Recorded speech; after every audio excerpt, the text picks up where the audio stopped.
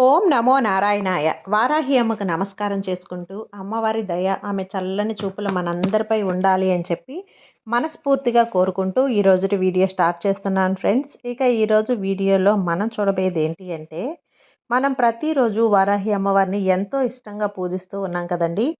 అలాగే అమ్మవారికి ఇష్టమైనటువంటి రోజులలో అంటే శుక్రవారం, మంగళవారం, ఆదివారం, అలాగే అమావాస్య, పౌర్ణమి, పంచమి, అష్టమి తిథులలో మనం చేసే పరిహారాలు కానివ్వండి, స్విచ్ వర్డ్స్ కానివ్వండి, బీజ మంత్రాలు, angels numbers, law of attractions, manifestations ఇలాంటివన్నీ కూడా చాలా చాలా మంచి గొప్ప ఫలితాన్ని తెచ్చిపెడుతూ ఉన్నాయి.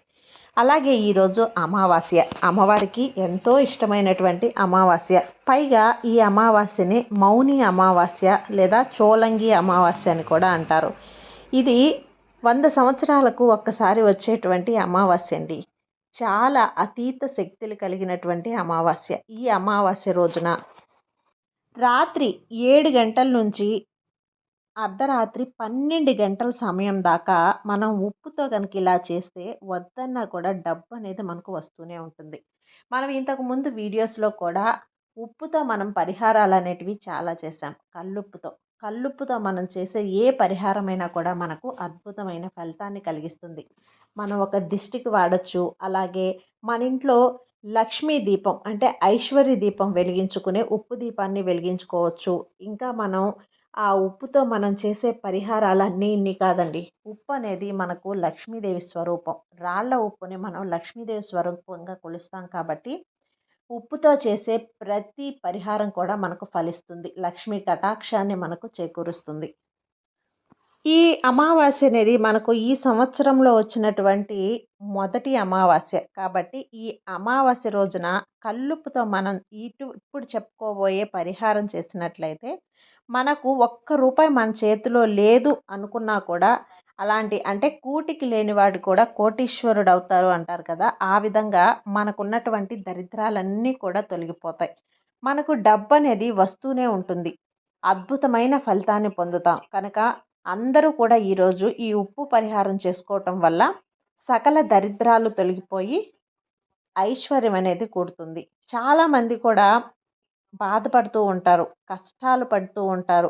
ఏదో ఒక ఇబ్బందితో సతమతమైపోతూ ఉంటారు. ఆర్థికంగా కానీ, అప్పుల బాధలతో కానీ, అనారోగ్య సమస్యలతో కానీ బాధపడుతూ ఉంటారు. ఒక సమస్య పోతే ఇంకొక సమస్య ఇలా వెంటనే ఏదో ఒక సమస్యతో మనల్ని బాధ పెడుతూ ఉంటుంది. ఇలా సతమతమైపోతూ ఉండే వాళ్ళందరూ కూడా ఈరోజు ఈ అమావాస్య రోజున కల్లుప్పుతో మనం ఇప్పుడు చెప్పబోయే పరిహారం గనక చేసినట్లయితే సకల ఐశ్వర్యాలు సిద్ధిస్తాయి. ఎలాంటి కష్టాలున్నా కూడా బాధలున్నా కూడా అవన్నీ కూడా తొలగిపోయి మీ జీవితంలో ఉండే అన్ని రకాల సమస్యలు తొలగిపోయి సకల దేవతల అనుగ్రహం అనేది కలుగుతుంది. మంచి ఫలితం అనేది వస్తుంది. మీ జీవితాన్ని మీరు మార్చుకోగలిగే ఏకైక పరిహారం అండి ఈ కల్లుప్పుతో చేసే పరిహారం. ఈ శక్తివంతమైన పరిహారం ఎలా చేయాలి, ఏం చేయాలి అనేది ఈరోజు వీడియోలో మనం పూర్తిగా తెలుసుకుందాం. వీడియో కొత్తగా ఎవరన్నా చూస్తూ ఉన్నట్లయితే ప్లీజ్ సబ్స్క్రైబ్ చేసుకోండి ఫ్రెండ్స్. కొంచెం సపోర్ట్ చేయండి. ఇక వీడియోలోకి వచ్చేస్తే ఉప్పుని మనం లక్ష్మీదేవి స్వరూపంగా భావిస్తాం. ఉప్పు అనేది మనకు ఎక్కడి నుంచి వస్తుంది? సముద్రం నుంచి వస్తుంది. సముద్రం అనేది లక్ష్మీదేవికి పుట్టింట్ల లాంటిది.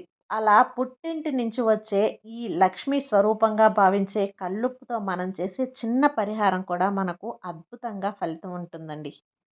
కాబట్టి ఈ పరిహారానికి మనం మొదటగా ఒక కల్లుప్పు ప్యాకెట్ అనేది కొని తెచ్చుకోవాలి. మన ఇంట్లో ఉన్నా కూడా మనం ఈ పరిహారంకి గాను ఈ అమావాస్య రోజున కల్లుప్పు మన ఇంటికి కొని తెచ్చుకోవటం కూడా ఒక మంచి శుభసూచకంగా మనకున్నటువంటి లక్ష్మీ దేవిని మన ఇంట్లో నివాసం ఉంచుకోవడానికి, మన ఇంట్లో తిష్ట వేసుకొని కూర్చునేలా చేసుకోవడానికి కల్లుప్పు ప్యాకెట్‌ని కూడా మనం తెచ్చుకోవాలి అని చెప్పి వీడియోలో చెప్పుకున్నాం. అలాగే ఈరోజు ఒక కొత్త కల్లుప్పు ప్యాకెట్ అనేది తెచ్చుకోవాలి.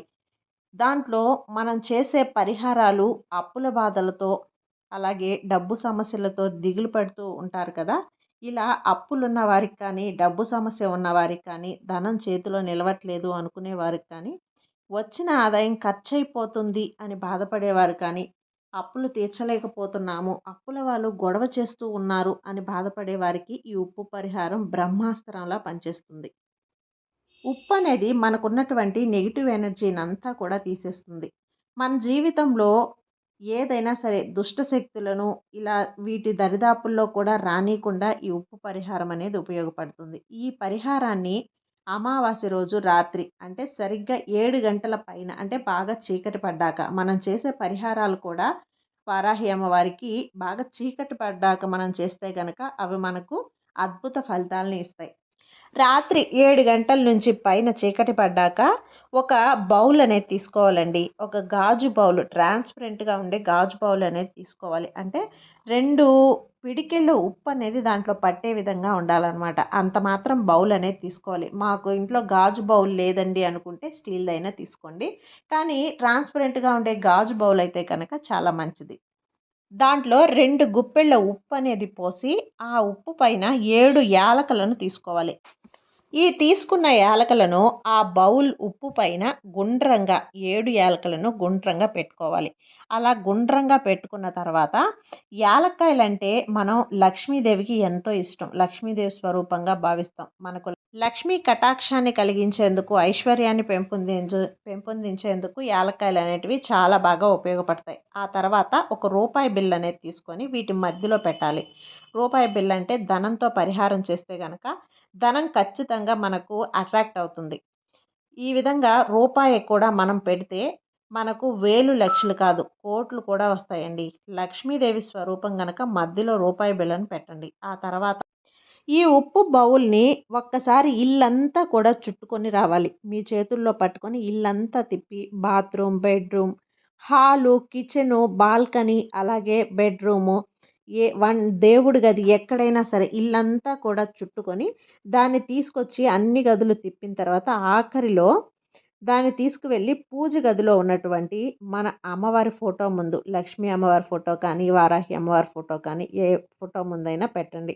ఆ తర్వాత దానిపైన 2 లవంగాలను పెట్టండి. ఎందుకంటే లవంగాలనేటివి మన ధన సమస్యలను, అప్పుల బాధలను తీర్చే శక్తి అనేది ఆ 2 లవంగాలకు కూడా ఉంటుంది. రూపాయి బిళ్ళ మీద పెట్టండి. తర్వాత లవంగాల మీద కొంచెం కర్పూరం మీ దగ్గర పచ్చ కర్పూరం ఉంటే గనక కొంచెం చల్లండి. అది లేదు అనుకుంటే గనక మామూలు కర్పూరం అయినా సరే కొంచెం పొడి చేసి దానిపై చల్లి అగ్గిపుల్లతో వెలిగించేయండి. అలా వెలిగించిన తర్వాత ఆ లవంగాలు 2 కూడా కాలిపోయేంత వరకు అలాగే ఉంచేయాలి.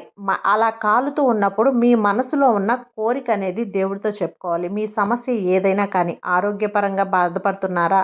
లేదంటే ఆర్థికంగా బాధపడుతున్నారా? అప్పుల బాధలతో బాధపడుతున్నారా?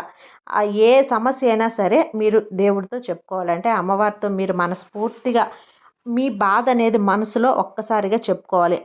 ఆ తర్వాత ఆ బౌల్ అనేది అలానే ఉంచేయండి. రాత్రంతా కూడా అలానే ఉంచేసి దేవుడి గదిలో తెల్లవారిన తర్వాత దాన్ని తీసేసి ఎవ్వరూ తొక్కని ప్రదేశంలో వేసేయండి.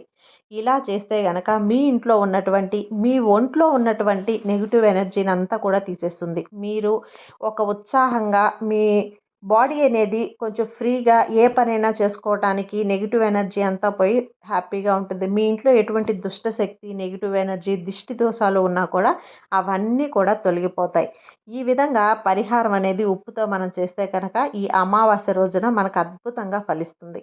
కాబట్టి ప్రతి ఒక్కరూ 7 గంటల పైన అంటే 7 గంటలు చీకటి పడ్డ తర్వాత మనం ఈ పరిహారాన్ని చేసుకోగలిగితే మనకు అద్భుతంగా ఈ అమావాస్య ఫలితాలు అనేది మనం చూడగలుగుతాం. కాబట్టి ప్రతి ఒక్కరు ఇలా ట్రై చేసి మంచి ఫలితాలు పొందాలి అని చెప్పి మనస్ఫూర్తిగా కోరుకుంటూ ఇంతటితో ఈ వీడియో ముగిస్తున్నానండి. ఈ వీడియో మీకు నచ్చినట్లయితే లైక్ చేసి సబ్స్క్రైబ్ చేయండి. మరికొంతమంది భక్తులకు షేర్ చేయండి. సర్వే జన సుఖినో భవంతు.